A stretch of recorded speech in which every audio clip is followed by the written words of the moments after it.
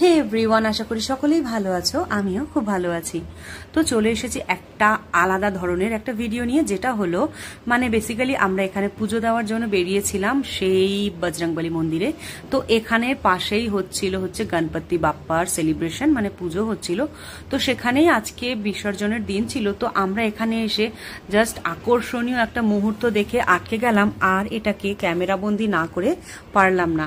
শুধুমাত্র তোমাদের সাথে শেয়ার করব বলে আজকে এই ভিডিওটা মানে এই ক্লিপগুলো আমরা তুলে রেখে দিয়েছিলাম। তো দেখো এত সুন্দর করে মানে সেলিব্রেশন করা হয়। তো পুরো শেষ পর্যন্ত দেখো, তোমাদের ভীষণ ভালো লাগবে। আর যারা কিনা মানে ব্যাঙ্গালোরেতে আছো তারা জানো যে এখানে ভীষণ আলাদাভাবে সেলিব্রেশন করা হয়, আর সত্যি খুব ভালো হয়। তো চলো শেষ পর্যন্ত কিন্তু ভিডিওটা দেখো, আশা করি তোমাদের খুব ভালো লাগবে।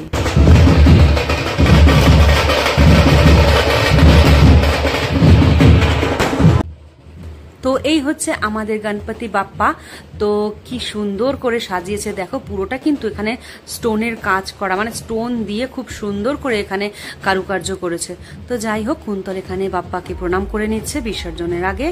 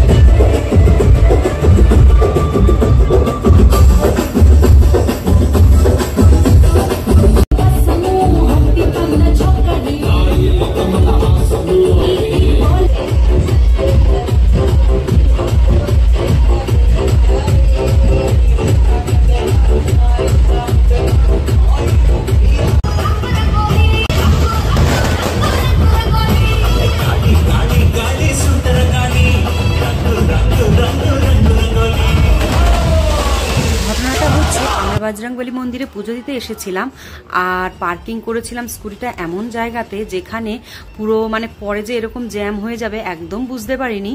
তো পুরো অনেকটা জায়গা জুড়ে এই সেলিব্রেশনটা হচ্ছিল, যার ফলে আমরা এখান থেকে বেরাতে না পারায় এত সুন্দর একটা মুহূর্তের সাক্ষী হয়ে থাকলাম।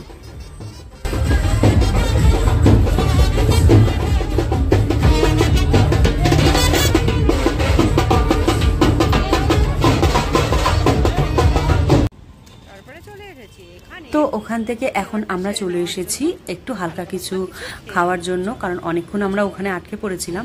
তো চলো এখন আমরা এখান থেকে কিছু হালকা খেয়ে নিয়ে তারপরে রুমে যাব। তো আজকের ব্লগটা এত পর্যন্তই। সবাই খুব ভালো থেকো, সুস্থ থেকো, আর প্লিজ আমার চ্যানেলটিকে সাবস্ক্রাইব করো, আর প্লিজ কমেন্টে জানিও যে এই ব্লগটা তোমাদের কেমন লাগলো। টাটা, দেখা হবে আর একটা নতুন ব্লগ নিয়ে।